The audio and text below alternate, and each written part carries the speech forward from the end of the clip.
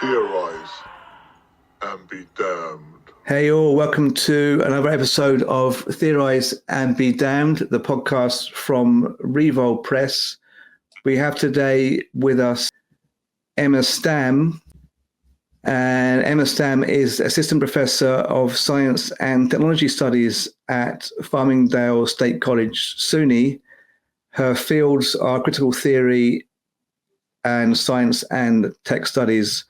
And basically, she's dealing with digital communication and psychedelic drug research.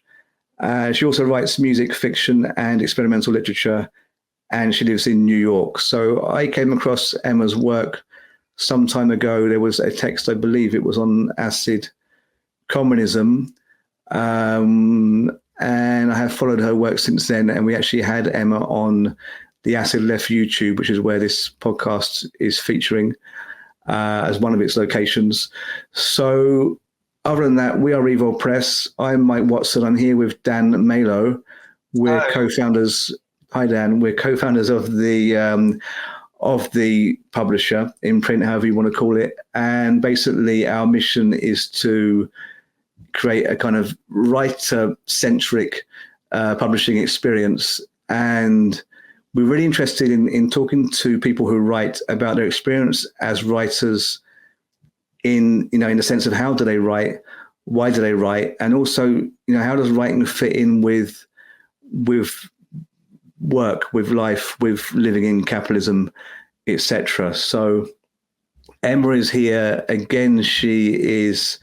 Are you on a tenure track, Emma? Yes, I am.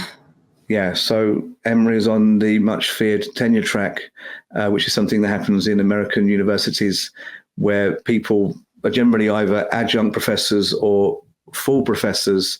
And there's a kind of track between where you become a full professor. You have to jump through many hoops, and maybe Emma will tell us about that experience.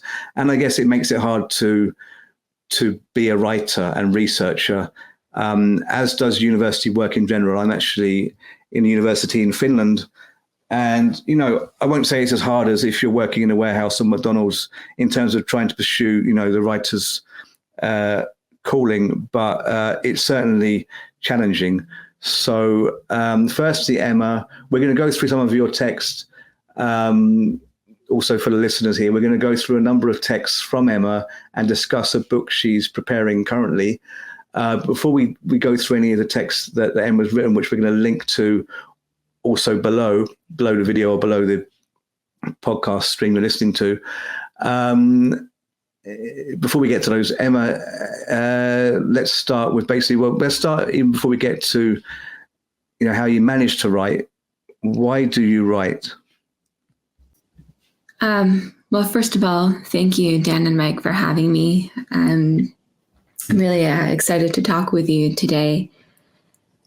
I don't ask myself this question very often. I think writing is an instinct that I have that I can't remember my life before having the instinct to express myself. Before I learned how to write, I was drawing pictures rather compulsively as a child. And then as soon as I could read and write, it was how I lived, keeping diaries, reading really compulsively.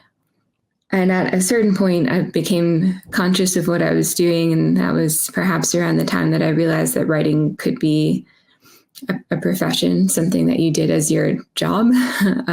So, from the earliest age possible, I think that I just only ever wanted to be a writer.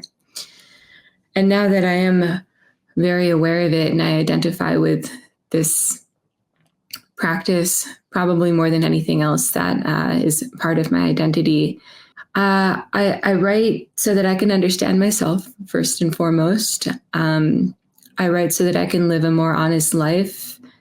And without that self-understanding, I don't think that I can really understand the world. So at the risk of coming across as self-absorbed or sort of wrapped up in solipsism,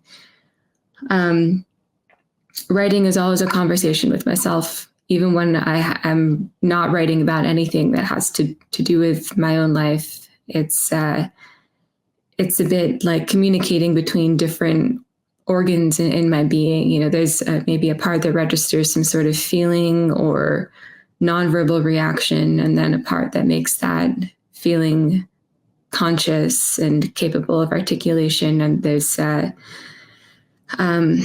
feeling that I'm both the subject and the object when I'm in a flow of writing, and that is a state of mind that I really like to be in, even though it's hard to get there. And as I'm saying all of this, it sounds so much like I really resent this term, but it sounds like self-care. I'm not talking about, writing as a means of changing the world. I'm not talking about writing as a means of education, even though certainly writing can educate. I'm not sure that publishing text is the best way to change the world, actually. But that's the ground anyway. It comes from and ultimately goes back to the self. And I think that there's a way in which that's actually not as selfish as it sounds. But maybe I'll leave it at that. Yeah. Well, it's a difficult question. Sorry, I threw you in the deep end there with why do you write? It's such a tricky question, and one risks sounding, I don't know how you would say, because I don't want to say you sound like this at all. But I mean, the feeling I would have is like, oh, this could sound pretentious or too much, because then I'm kind of taking the mantle of writer if I answer that question. And then who calls himself a writer? I mean, maybe you do. I don't know if you do call yourself a writer. I mean, I kind of maybe do in my head sometimes, but I'm aware of the kind of the pressure in doing so. So yeah, that was a tricky question. I did like your answer, particularly because I knew it was a difficult question. This thing of subject and object and being both subject and object at once, I think is really, really interesting. And I guess it's a bit, it's open to many interpretations, and maybe you can't even define that much more yourself. But is that something like the limit experience as Bataille and Foucault have it, this losing of one's boundaries? Is it something like that, do you mean? Yeah, I think so. And perhaps the reason that just came to mind so readily was that in my work on my book project and in some earlier writing, I have engaged with the idea of the subject-object binary and its overcoming as a possibility, the political implications of that, the idea that when one is engaged in some activity where one is both producing and consuming at the same time, or at least in the same flow, the objects of one's own production, there is something, maybe transcendental is not the best word because that is weighed down with philosophical baggage, but that is a kind of limit experience. And I can name, to be a bit more concrete, a few activities where that seems like a much more immediate possibility than others. So, for example, in the state of being on a psychedelic drug high or other kinds of intoxication, but I think it's most characteristic of psychedelic intoxication to either be hallucinating or producing. One's own mind is producing sensoria, producing something like its own movie that you're both producing and watching in the same motion, dreaming, making art. And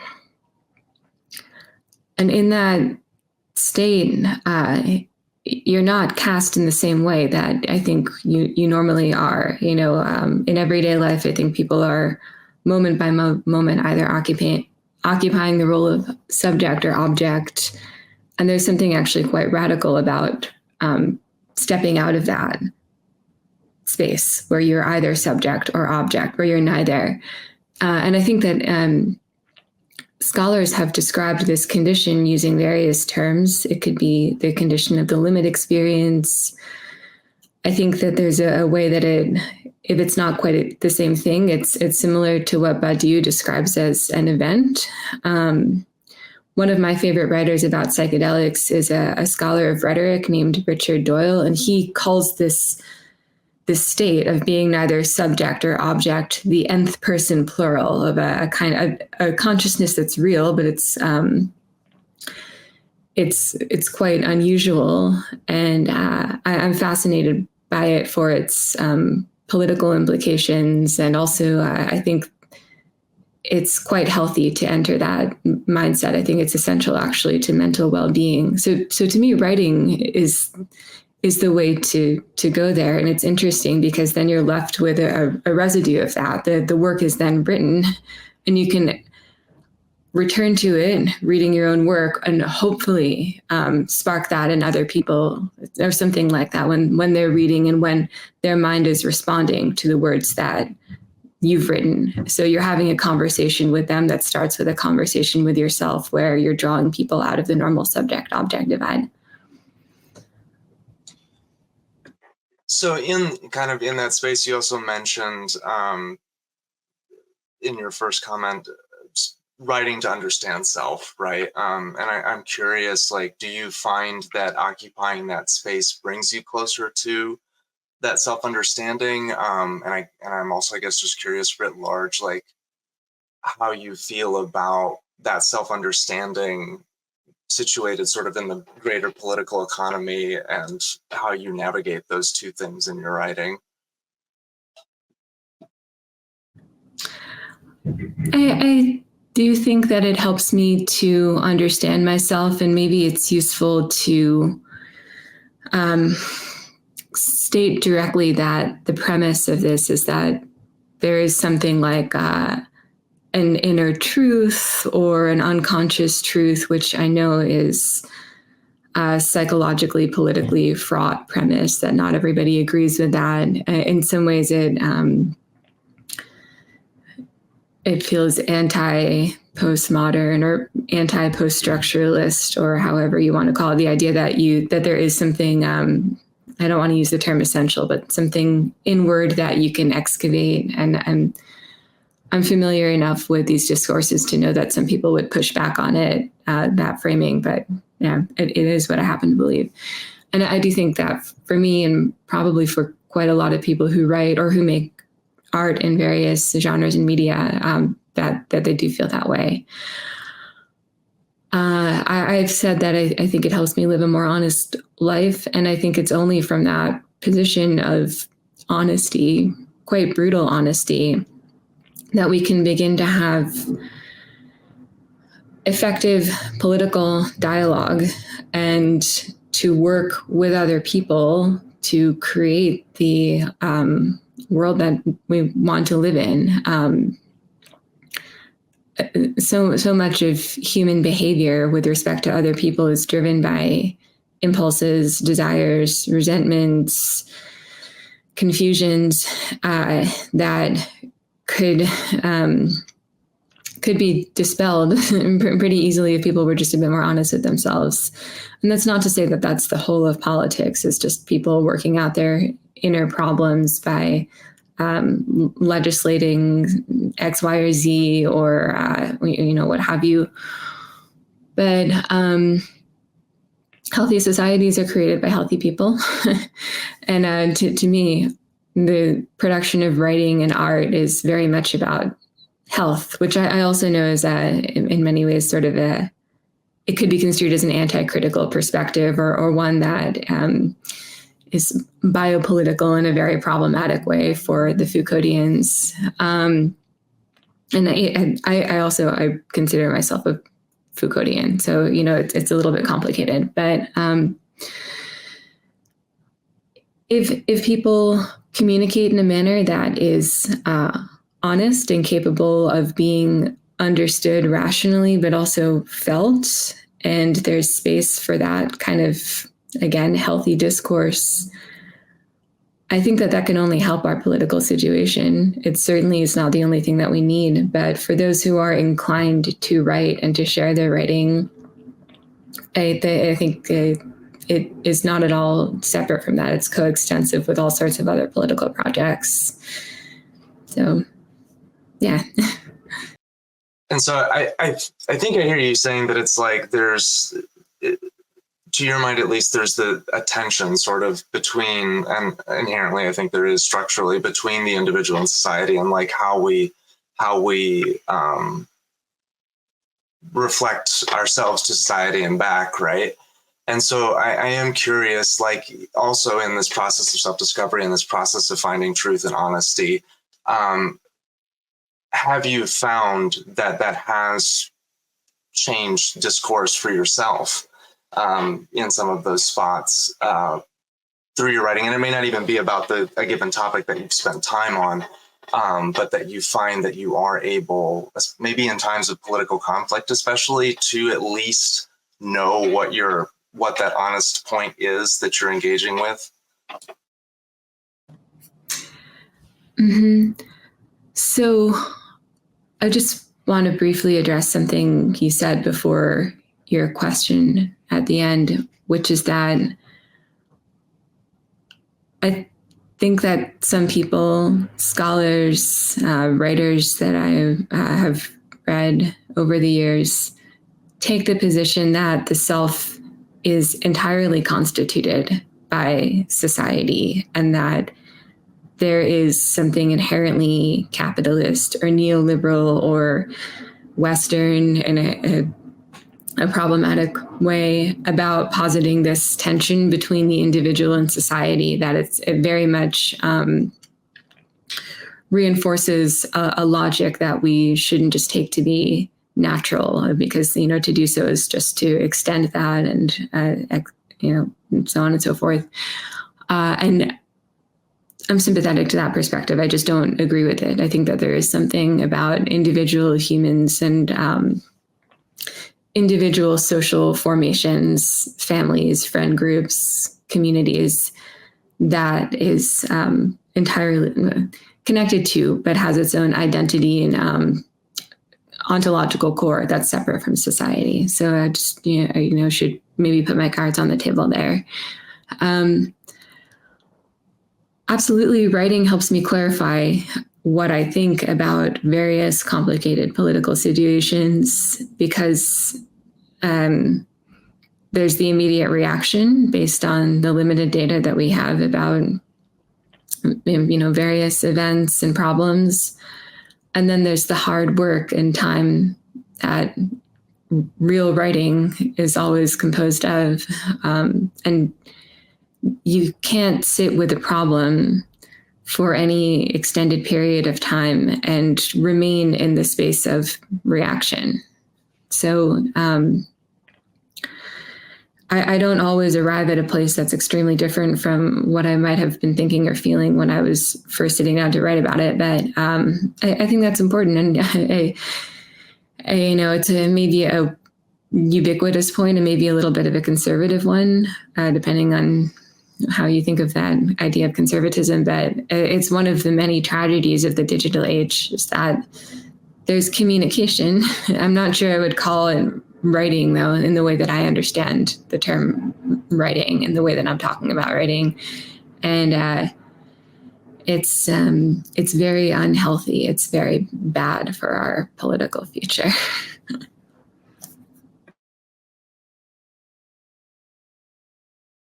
Sorry, just coming in here after a while. There's a lot going on there, so it's difficult to pick out a particular strand. But when I say there's a lot going on, I mean in a good way, not in the other way of saying it, because I know that phrase sometimes, particularly in America, means like there's a lot of weird stuff going on like beneath the surface. But I don't mean that. I mean there's a lot going on that's really interesting there. And the thing is, I'm really interested in the subject-object split, being very Adornian myself.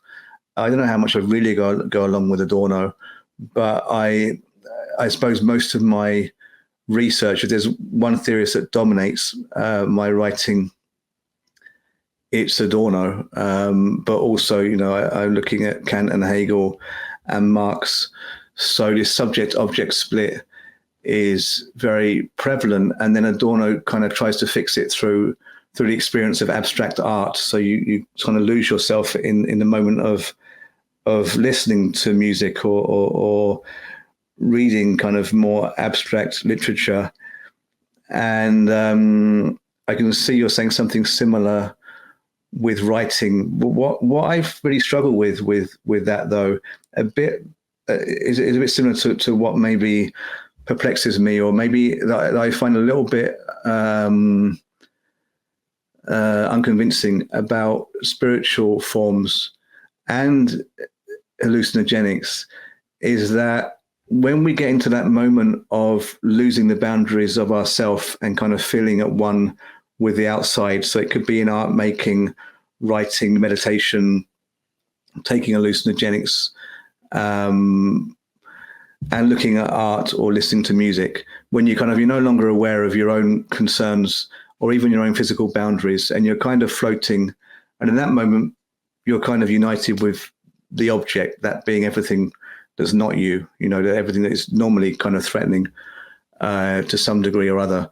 But, you see, in that moment, time and space is suspended. So you kind of solve everything. You're no longer fearful of mortality, for example.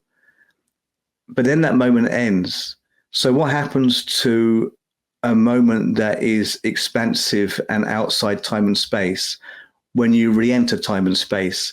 And what bothers me partly is that it's exemplary of how we could live day to day, in the sense that you're no longer struggling, you no longer feel oppositions, you're no longer in conflict then. So it's like a great kind of lesson politically, but it's useless when we re-enter, the real world. So I kind of think, well, how much is that stuff really exemplary of how we could live? Because it's just not possible to apply anything, you learn through psychotic or psychedelic or dream experience in the everyday, because the rules just change. So, I'm aware that I'm sure you don't think that we can apply those things in the everyday, but, how do you think they can be useful? So I don't think that the limit experience or the psychedelic experience, the transcendence of the subject-object binary and associated feelings are instructive, politically. I wouldn't say that we learn from them, and that is not how I like to frame them. Although thinking back on some of the writing that I've done, including the article that you mentioned at the beginning of this recording, which is actually one of my least favorite things I've ever published now, the piece for Commune Mag, which we may or may not get into. It's not particularly interesting, but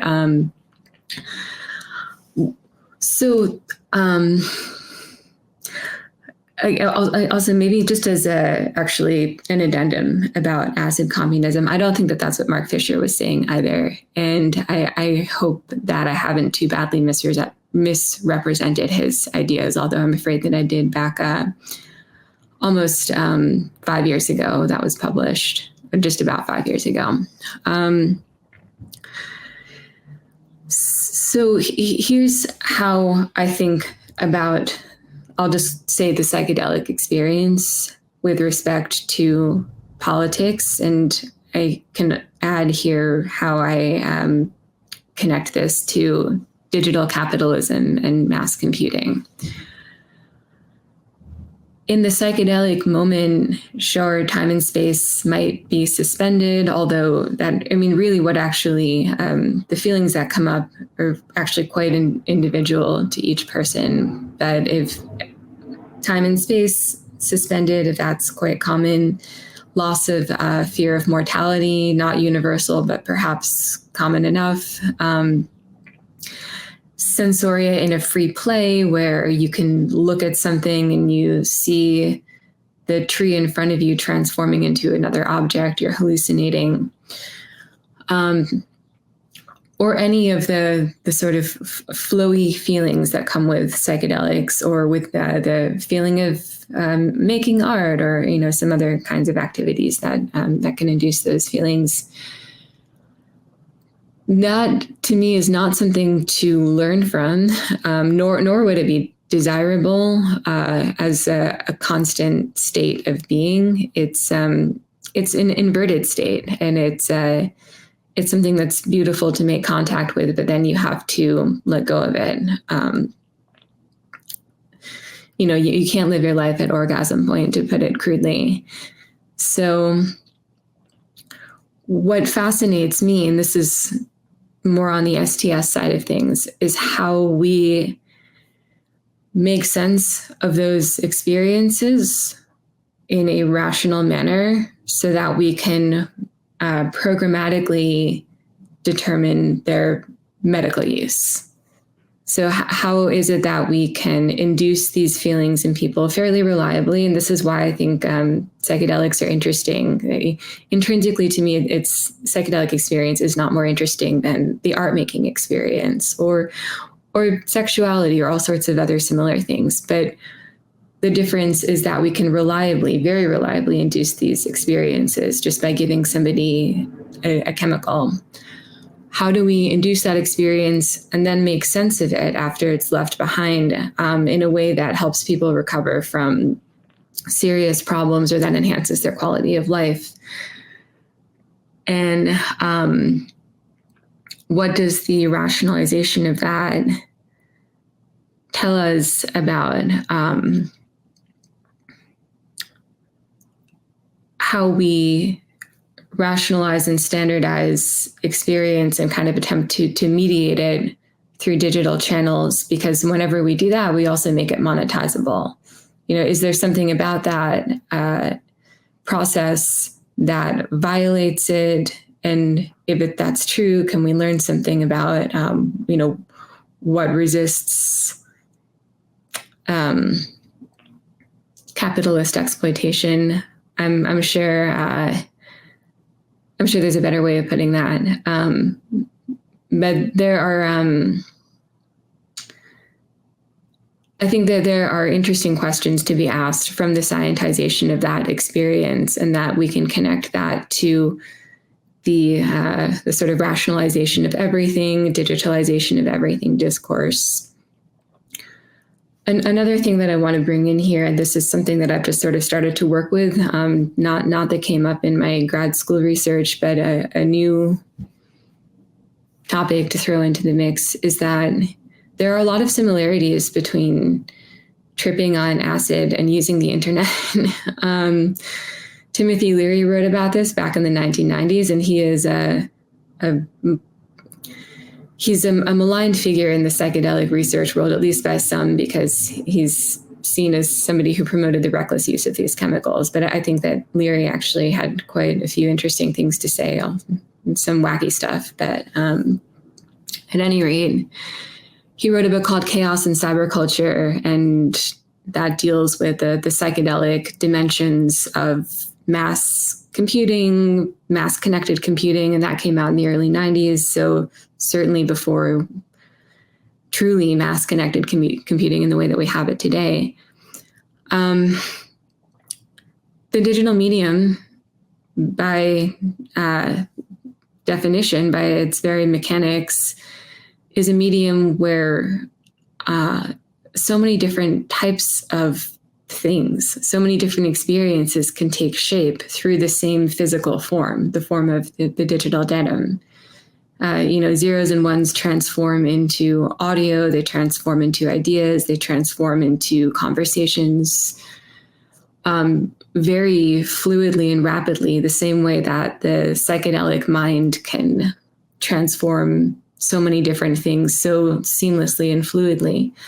But I don't think that either is a particularly desirable state to be in for any extended period of time. So those similarities to me are actually quite intriguing, and I think that there's a lot to be explored there. But then there are also critical differences that, the similarities and differences I think are worth commenting on, because again, they can tell us about our situation where that which can be represented in the standardized datafied format can be transformed into capital.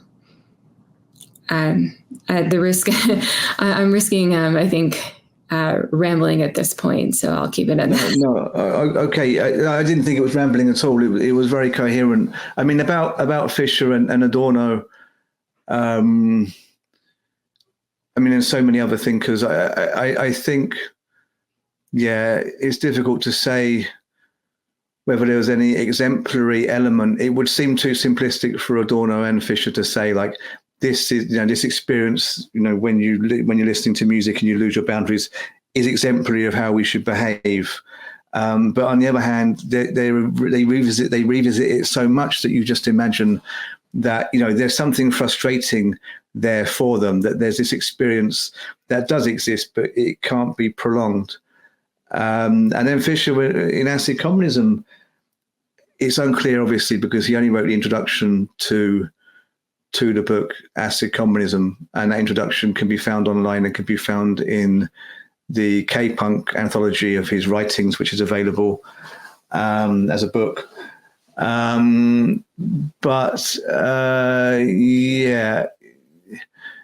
Well, it seems that he's saying that something about psychedelic experience kind of diffused into society in Britain in the 60s and 70s, and it affected TV production and radio production. So you had these kind of far out TV shows like Doctor Who and Sapphire and Steel, and at the same time there was kind of an evident blurring of boundaries in a social class sense as the working class became more affluent, or their wealth relative to prices was reasonable, and anything seemed possible at that point. And when I say anything, he's talking at points about things like a family holiday, so it's not like, anything is possible, like, Elon Musk going to the moon or something like that. It was a different era. But yeah, it's not clear that he's really saying that, everybody can lose their boundaries and become one with the object and the universe. Clearly he's not actually saying that. He's more saying, where would this have gone if it hadn't been impeded by capitalism? Where would this kind of infusion of psychedelia into mass culture have potentially gone? Although he does reference Foucault and the limit experience and Marcuse and Adorno, and it would be really interesting to know where he really saw it going. But I wrote about that a little bit for my next book coming out, called Hungry Ghosts in the Machine. It's coming out in September.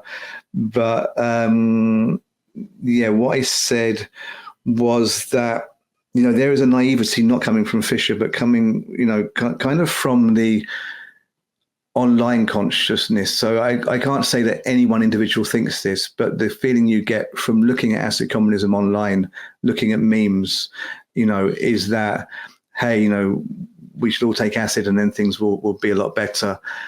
But if you really look at, the impact that LSD had on culture, even in the 60s and 70s, when it had a real tangible impact, surely alcohol had a much bigger impact on the day-to-day, on day-to-day living.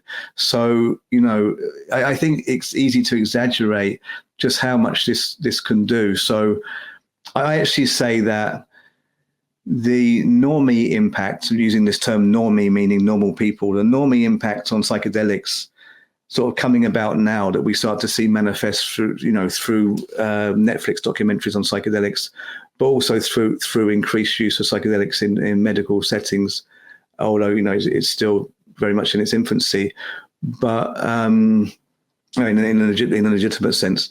The normie influence on LSD culture might actually be a lot more useful than the kind of, than the influence of LSD on normie culture, or the influence of the kind of far out, Timothy Leary hippie kind of LSD strain on normie culture. Because I just think that trying to, amplify the kind of Timothy Leary psychedelic experience, kind of the mind-changing experience that could lead to communal lifestyle, trying to amplify that is just not possible. It doesn't scale up. It would be too much of a threat anyway to the establishment. That if anything like that was scaling up, such that it was a threat to capitalism, it would be closed down. But also, it's a quite risky thing, taking psychedelics. I think you need, the right group of people around, or, of course one can just take psychedelics on their own or go to any kind of rough bar and then maybe they're going to be okay. But really to get the maximum out of it, you would need to have a shaman for everyone who was taking it, or a doctor, so a kind of Western medicine shaman. If they're any good, you could call them that. So yeah, there's just a lot riding on this. Can psychedelics change society? And I think the change would be much more, as I was suggesting, through normie channels. How do you help this person who has anxiety? How do you help this person who has some other kind of mental health condition? And the knock-on impact of that, would be really significant, could be really significant. But that's just a resources issue. We don't have enough trained people, and it's not even in the pipeline that would be rolled out to, everybody who has depression, anxiety, or PTSD or whatever. So, I think it's all great, but I just think that, we have to get things in perspective, really, is what I'm saying there. Yeah, and it bears mentioning that it's unclear, at least, the degree to which Fisher was committed to the psychedelic as strictly defined by the consumption of drugs. I mean, clearly he was very interested in music, culture, visual art, perhaps less than music in his writing, but the production of psychedelic culture. And I think that one of the points he was trying to convey, and as you pointed out, a fairly brief piece of writing that was only meant as the overture to something that he never got a chance to actually put out there. But one of the points is that the conditions necessary for people to have safe psychedelic experiences, whether that has to entail the actual consumption of drugs or just be something like, going to a concert or a club and feeling the sense of communicating beyond boundaries with other people, of transcending yourself or what have you. In order for that wonderful feeling to be available to everybody and democratized, there need to be certain social services and basic needs met by society. We can't have a society where people can enjoy that when so many are just struggling to get by. And that is, maybe one of the messages of the psychedelic 60s that has been buried by the superficial, more flatly aesthetic side of it that has been surfaced and circulated as the entirety of the 60s, especially for those who were not around to live through it and remember it. The 60s as we see them now is, it's tie-dye, it's the Beatles. It's very easy to make fun of. A lot of people think psychedelic aesthetics are cheesy. I myself am not a huge fan of them. And I think one of his points is that capitalism has latched onto those elements of it that it can profit from, whereas the more radical potential, which obviously can't be exploited, something that exists maybe on the level of feeling that has been effectively suppressed, and that's one of the targets of capitalist realism. Yeah, for sure. Yeah, and actually. Yeah, it's not so much what Fisher says, it's how that's interpreted. I mean, it's you have to bear in mind that what Fisher might want to happen and then what's actually happening are two different things. And he's talking about, possibility and then possibilities that are foreclosed by capitalism. And actually, I see one of the ways that capitalism forecloses any kind of opposition to its economic system and kind of social and societal approach is, it's happening very much online. It's happening just in the way that online culture disrupts any kind of cogent, thought process. And actually, it's something you talk about in your text, Who Can It Be Now, on the platform Real Life Mag. And it's actually very much more philosophical and abstract than I would have expected originally, just because it's not in a philosophical journal, but it goes quite deep. And you talk about the way people try and express their identity online, and then how, a lot of people, young people, they're actually trying to, not express their identity, or specifically express an identity that isn't theirs. So they try and kind of derail the algorithm's attempt to capture data about them by being as obscure as possible. This is partly a strategy. This is partly just because young people have long, been deliberately obscure anyway. And I think, a lot of the talk around acid communism comes perhaps from this, and actually a lot of the talk around Fisher comes from this kind of, you could call it edgelordism that you see online a lot. There was a whole kind of explosion of Mark Fisher memes. It was now around 2020, 2021.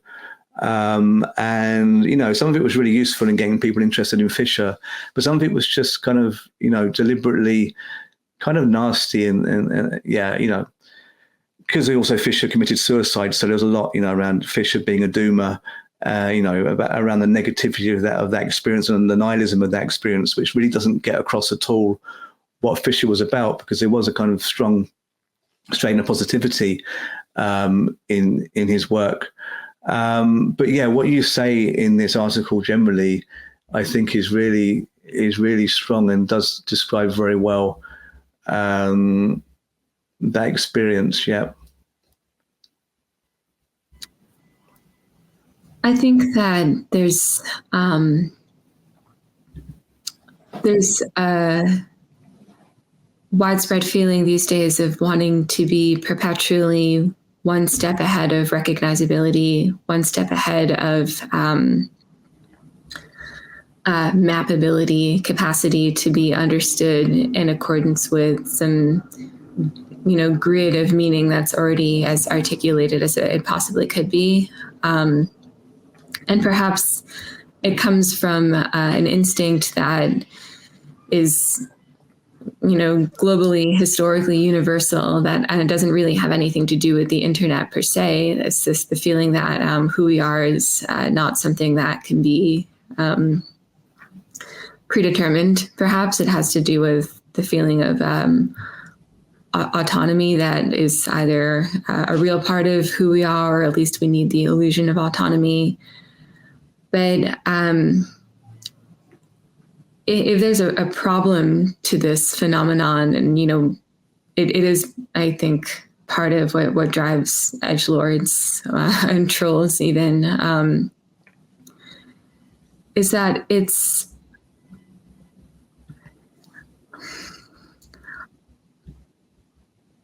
that it actually obscures real understanding of where it comes from, I think.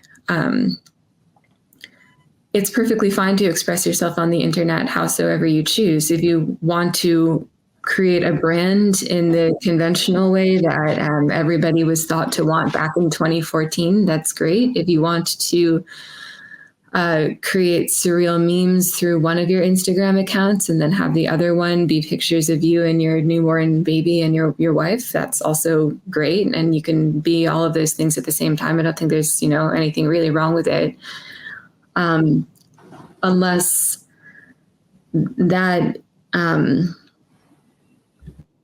unless it really comes at the expense of understanding that you're not actually any of those things, or that. You actually, sorry to interrupt, but you inspired a meme. I actually made a meme after reading that text and posted it yesterday, and probably the text I wrote under the meme was more interesting. I wrote this little paragraph inspired by your writing there in that article, and then the meme afterwards. And basically, I can read what I wrote. As in real life, people who codify their online behavior so as to appear obscure are likely expressing pathologies with a very particular root in their past experiences and their DNA. Data systems will identify the peculiarities and roots of an individual with specific traits, however hard they claim to obfuscate them. And this will become ever more the case with further AI developments. So that's what I saw you were saying in the article, and you were basically saying there now. That's the kind of contradiction that, being the obscure person to evade relatability is making you relatable as the obscure person, as a deliberately obscure person. So you're still visible. I guess it's a thing of like invisibility as a means of evading detection, and people remain always visible. You can't ultimately evade. In a way, I think it's a form of trying to evade nature and trying to evade mortality, or trying to evade at least threats. And it's really interesting seeing it unfold. Also, because it's like I was in art college in 1998 to 2001. It was an art degree with a strong theory element. So I went from there into philosophy. And we were really sarcastic, difficult individuals that really made it difficult for our tutors. We basically hated any of them that had anything going for them. It's like we used to make these fanzines. We got an old semi-functioning photocopier. We used to make cut and paste magazines that were just pure vitriol. And they were very much like, a lot of the meme accounts you see today. And it's funny because I've had that vitriol aimed at me now. And one of the things is like, you're a professor, you've got a university job, you teach about memes, you get paid to teach about them. Therefore, something is not legitimate about your philosophy, your discourse. And it's just bizarre because I was literally there like 20, 25 years ago. It's very interesting, but, not very healthy. It wasn't very healthy when I was doing it, and it's still not healthy for people to do it now. So I can't say, I can see where it comes from, but I can't say, that it necessarily should be encouraged just because I was there, or I particularly empathize. I guess it is partly because people feel disenfranchised, and there's that point, before you've done certain levels of education, if you want to go down that route, or maybe if you're never going to get the opportunity to go through the different stages of education, but you have an interest in philosophy and critique, where you might feel quite angry to those people who have university jobs or, have done degrees at different levels. I can kind of see that, but I'm not sure. I mean, I guess ultimately it's a material issue, and, I suppose then, to some degree I can empathize and think, well, it'd be better if people didn't feel kind of that level of insecurity in the first place, having been through it, thinking, well, I was never healthy when I was in those periods of being like that towards other people who maybe had got further along the path. Sorry, that's just some thoughts. So I think that the phase of identity subversion, of dissensus, of rejection as a way of being, as a way of communicating and relating to the world around you is important. Actually, I think it is a phase that I think a lot of critical thinkers go through. Obviously, it's associated with adolescence and rebellion.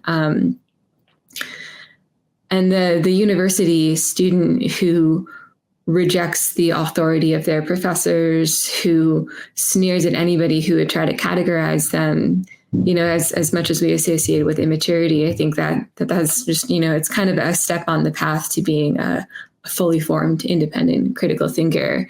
So I don't think that there's anything wrong with it from, especially from younger people. And there is a lot of,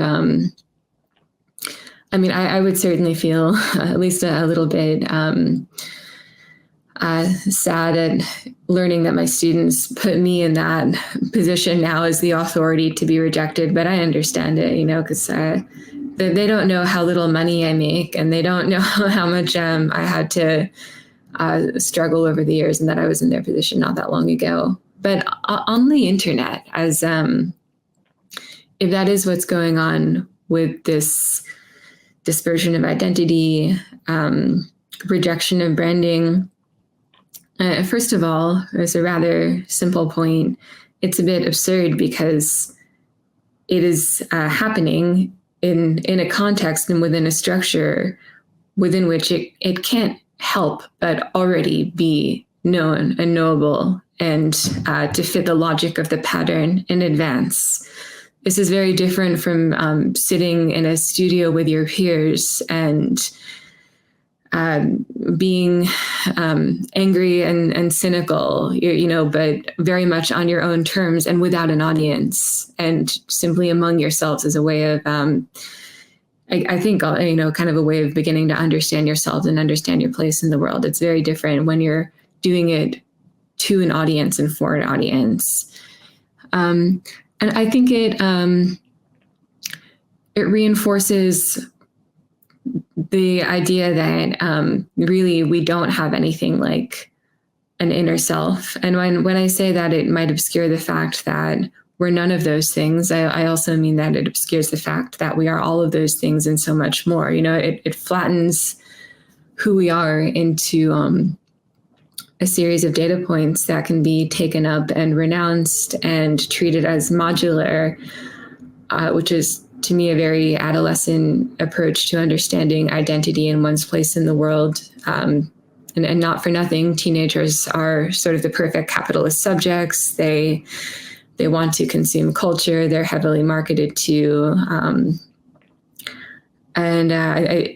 It drives the worst components of digital capitalism as something that constructs selves. So perhaps I've read quite a lot into it, and there's not much more to it than people just wanting to raise hell on the internet. But I think it's different. I think it's more sinister than the 19-year-olds who reject everything, or the angsty kids of the early 90s or something like that. Maybe the difference is in degree and not kind, but it's still an important difference. I think the difference partly is if you just look at what's really happening in a material, physical sense, you'll have somebody who's very angry, but their anger is not physically channeled. That they're actually just very still in front of a computer, pretty still, apart from perhaps fast-moving fingers if they're writing angrily. But what could be a kind of vibrant anger, that takes different forms all over town in different social groups. It becomes something very nihilistic. So I think that's really the sad thing. And then, the anger itself, which is turned towards people's elders just because, they're perceived to be maybe establishment, often wrongly. It's also not fantastic either. But I understand what you say about it's a phase, and it is pretty much universal. So you would have to assume, or certainly my experience of Western culture, so you would have to assume it serves its function. Yeah, I'm curious then, sort of thinking about the internet here at the end of this article in particular, you sort of allude to like one sort of alternate possibility of engaging in this kind of constant dance of obfuscation is refusing to dance at all, right? I'm curious if you could talk a little bit more about, I guess, the, if not revolutionary, at least critical or reflective potential of disengaging from those forums entirely. I wish it were possible. And I'm going to be brutally honest here and say that even though I agree with that point, that was suggested to me by the editor. And by the way, the person who edited that article is Rob Horning, who is a writer on digital technology and internet culture, who I think is probably more brilliant than the vast majority of academics writing about the same topics, which I say apologetically, not to throw my own kind under the bus. And it's not about academics. It's about how just incredible he is, and how notable it is that he's not an academic, because he certainly could be. That would have been a more normal route, I think, for somebody like him to take. But it's not possible, I think, to fully disengage with the internet, at least for many people in many parts of the world. I think that there would be radical potential in it, but how can we speak of radical potential when there's nothing realistic about it? To not be living at least a partially digitally mediated life is a great privilege. And I recognize that there are parts of the world where there's very little internet access, and this is not a global phenomenon. I'm only speaking from my cultural context here. I would love to see the internet complex completely destroyed. And I know that sounds like that's a really big thing to say, but I'll die on that hill. It's not to say that computing doesn't have a place in society. It's not to say that something like digital networking has no place, but the internet as it currently exists, I think, does so much more harm than good. And I wish that more people would put it in such stark terms if they believe it. And I'm not surrounded by people who agree with me on that point. I'm very used to hearing angry responses to me saying that. I suppose there is value in pointing to ideals that are unlikely to be realized.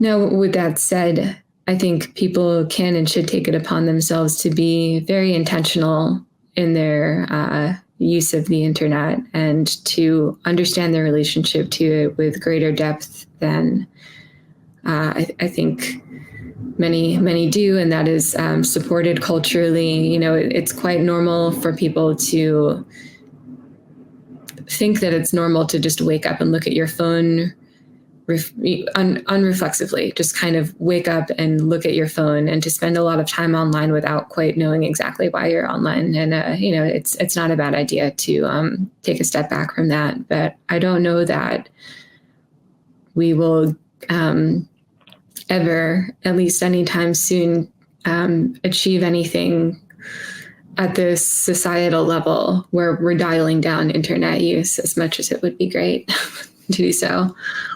Yeah, you do have a really interesting take on that in another essay, which we can't go into in any depth now, but I will link to that as well beneath this podcast, the digital image of thought. And you kind of talk about the kind of, I don't know how I would describe it, the kind of circling around between the human brain and the computer brain, and what's influencing what there. And it goes into Deleuze and Guattari. I think it's a great introduction to this kind of thing, particularly because I don't know Deleuze very well. So yeah, I'm someone who's come to this not knowing a great deal. But yeah, that's a text certainly people can look at. But I want to use that to segue in, so to speak, to talking about writing, when you're also working as an academic, or whatever, but you are working as an academic. So, how does one manage to write in those conditions? There's another link I can link to, which is actually, if I understood it, it's a response to a review you did. It's a response from the author to you about a review you did of their work. Yeah, so there's Curiosity and Anti-Economy, a response to Florian Jaton. And you just say there, it stands out, you just say that it's, basically to paraphrase, you just say that it's very difficult to actually get any reading done as an academic, to get any reading or any writing done. So, yeah, how do you cope with that? So, the daily life of the academic is difficult to speak about in general terms because there are all sorts of different positions and appointments. I have been teaching 4 classes a semester in the typical, at least American semester system where there's a spring and a fall semester. And I have on average 100 students a semester across 4 classes. Three different classes is what I've been teaching this year. So that creates more work than, say, if you were teaching 4 sections of the same course. It's 4 sections of 3 different courses without any form of assistance. And I've been teaching that load. That's what we call it in academia, your teaching load. That has been on my plate since August 2021. So for the last going on 3 years, I've had quite a lot of work as a professor. And then this past year, I started a new appointment. I started on the tenure track where my daily work inevitably includes what we call service, which more or less is administrative duties for the academy, serving on committees, hiring committees, doing advising, things like that. So the long story short is that it's a lot of not writing. It's a lot of not reading. And I certainly don't mean to come across as either resentful of it, because I feel incredibly grateful to have this job. It's largely luck that got me here. But it has been practically impossible for me to write in the manner that I would prefer to write, which is in blocks of time where I have at least 3 to 4 hours, and I don't have the cognitive load of knowing that I've got maybe 60 papers to grade, which is about the norm for any random day during the semester, just because my classes include a lot of writing and I have a lot of students. So it's part of my situation is a little bit atypical for the tenure track, by the way. It has to do with the fact that I teach at an institution that is not as wealthy as many other institutions. It's sort of like a hybrid community college 4-year institution. And it's also not nearly as difficult as it is for some other academics, where sometimes 5 classes is what people are teaching, and they're balancing that with raising children, which is not something I have to deal with, or a number of things that I don't have on my plate. So I don't want to seem too resentful or like I'm complaining, but overloading academics with work is becoming more and more normal as institution budgets shrink. And the sort of work that I do, which by now anybody who has listened to the entirety of this recording has probably a sense that it's not exactly what makes institutions a lot of money. And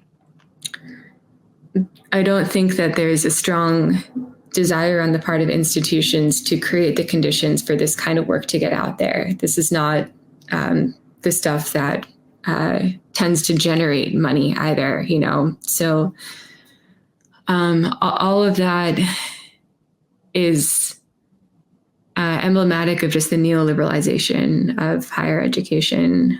And it's incredibly frustrating, and it's incredibly sad for me, because as much as I love teaching and I love my students and working with them, if I can't write, it's really kind of devastating, because that's really why I got into this line of work, so that I could have the resources to do a certain kind of writing.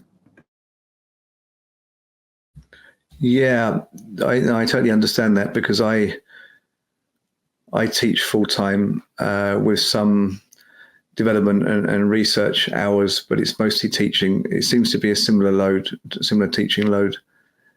I stopped teaching for the summer a few weeks ago because all my courses were bundled into the beginning of the semester. I don't know if that's even possible from your perspective, but somehow the way my courses worked, with several being they weren't all full credit courses. They weren't. I don't know if we even had the same system as in America, but where a course can be 5 credits, a number of mine were 3 credits. So that meant that they were shorter courses. So it was possible to have several shorter courses running concurrently, and so I managed to liberate myself from teaching at the end of March, incredibly, which means I have a bit more time on my hands. Although I'm actually writing or rewriting a master's course and writing a new PhD AI and writing course. So yeah, there's still some stuff going on, but there's more time for me to read and write. But there's still some pressure there. It almost feels like somehow I have to manage to write half a book, because I have a contract for a book with Anthem Press, which I signed recently. I have to try and write half a book in my summer, so that's work again, even when this should be the kind of time where we can relax a bit more. So it is tough also just to throw yourself into that writing mode when you've been dealing with teaching, which is using clearly different parts of your brain, or it certainly should be. Otherwise, you'd be a bad teacher. So yeah, it's tricky. But I will say, you have a book that you're working on, a proposal you're working on, which is about psychedelic experience and digital culture and what you call digital control. It looks really interesting from what I have seen here in the proposal. So yeah, what's your time frame for that, for example? So I don't have a contract. I'll be clear about that. It's a proposal sort of perpetually in progress. I would like to finish 2 sample chapters of that very ambitiously by the end of the summer. I'm not sure that I'll be able to do so. And for me, the summer ends at the end of August. This is the academic summer, and I'm finishing my grading for this semester. And I've got also numerous other service-related activities that I have to engage in over the summer. Plus I'm moving and, life. But at the very least this year, to actually complete the proposal and have it sent off. And I would like to use at least one of the sample chapters also as a standalone article, just to get another publication out, because it's been a while. Which means I'm going to have to be very disciplined about writing. It really will be, this time through the end of August, if I'm not putting in 3, 4, 5 hours a day, maybe 5, 6 days a week on average, with days where I would hopefully be writing for 8 hours. And then there will be weeks where I can't write quite as much. But I can't stress enough how much time this all takes. That is the input to writing. It's time and energy. And that is something that is scarce. That's the number one thing that capitalism makes scarce, I think, even more than money, time.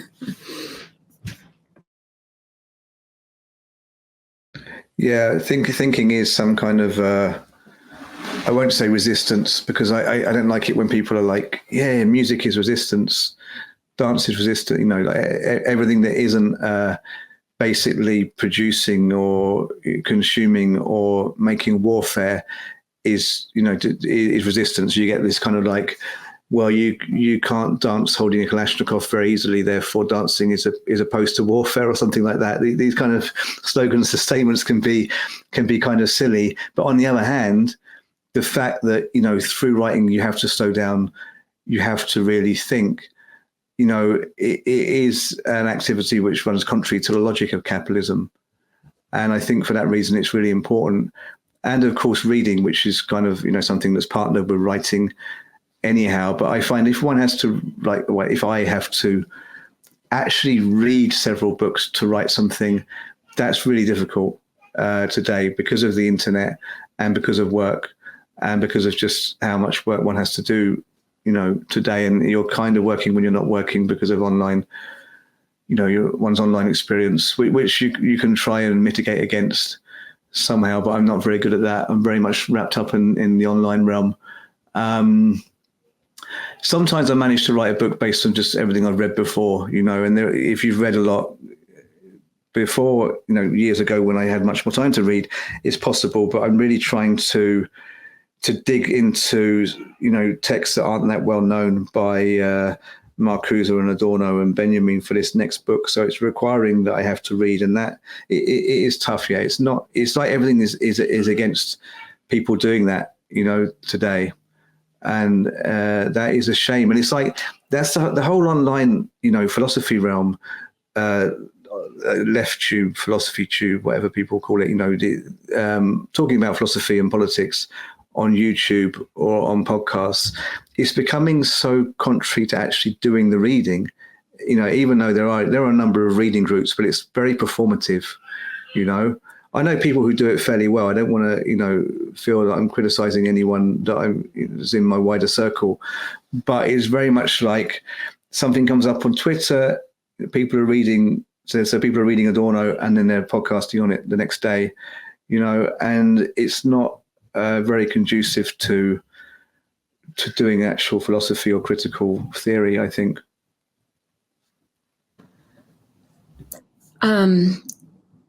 It takes a while to really absorb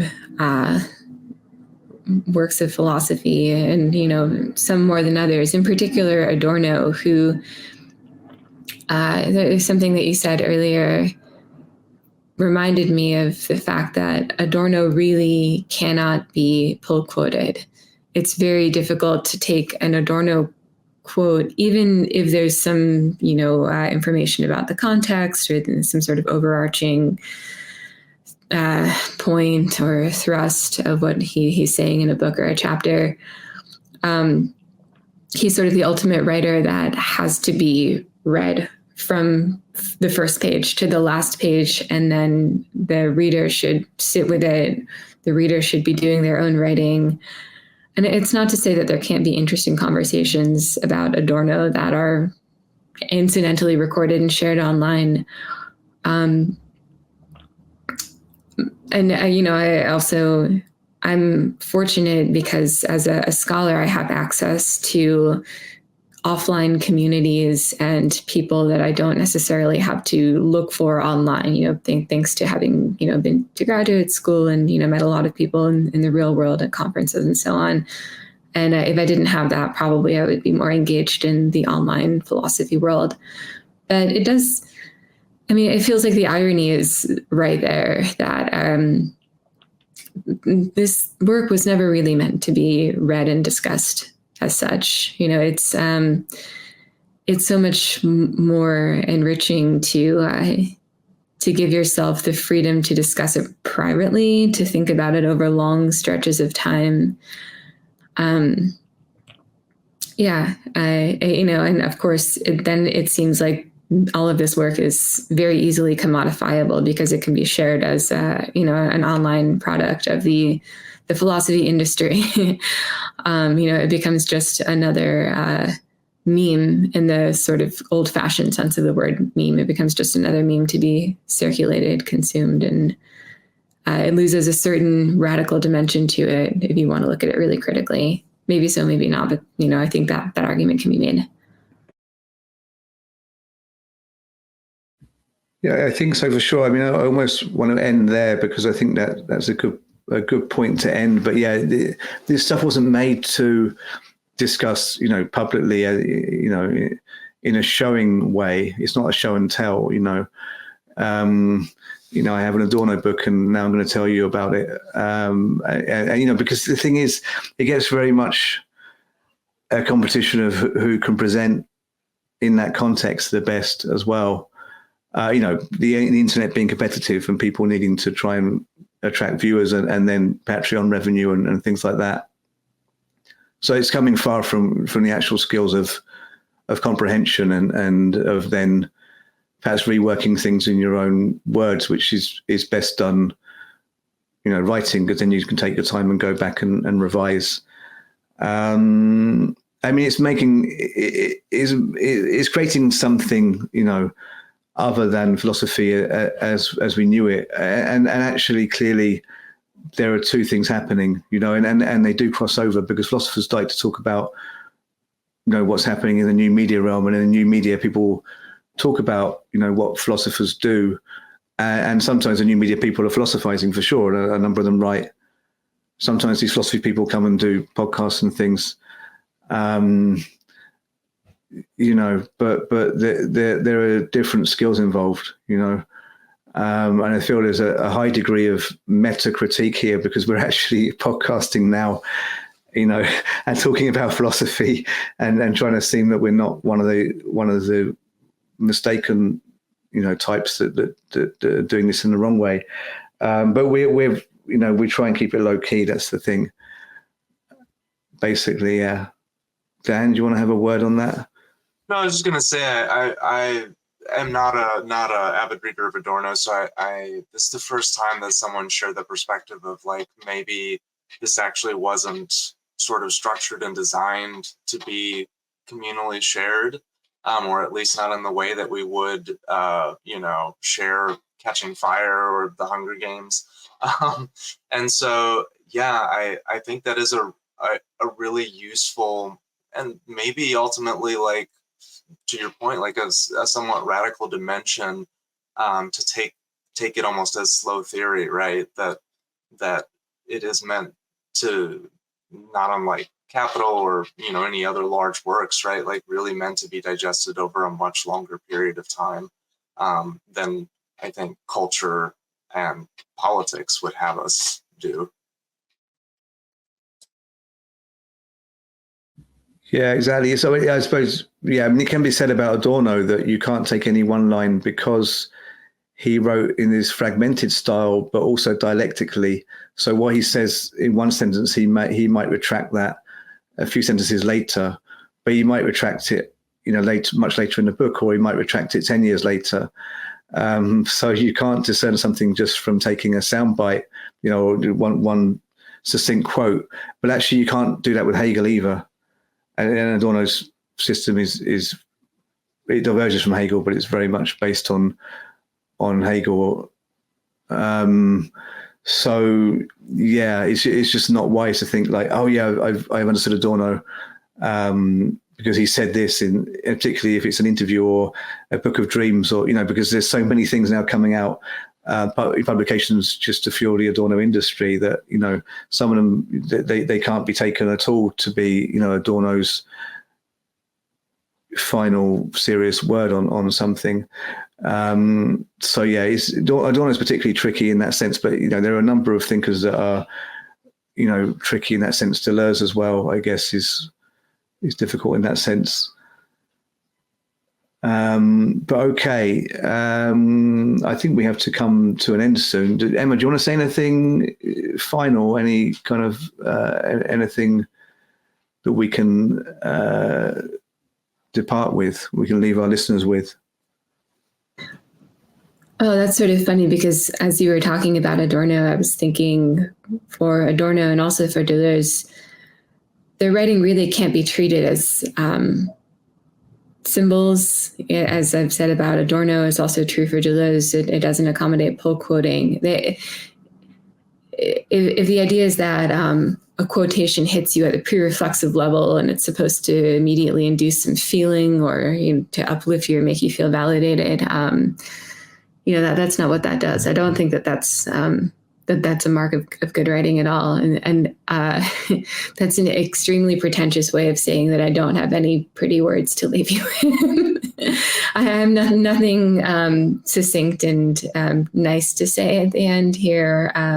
But I guess just that I'm really grateful to have had this opportunity to speak with you both. And everybody out there should be reading and writing as much as they can, even though it sometimes is tedious and painful. And that's kind of the point in some ways. So, yeah.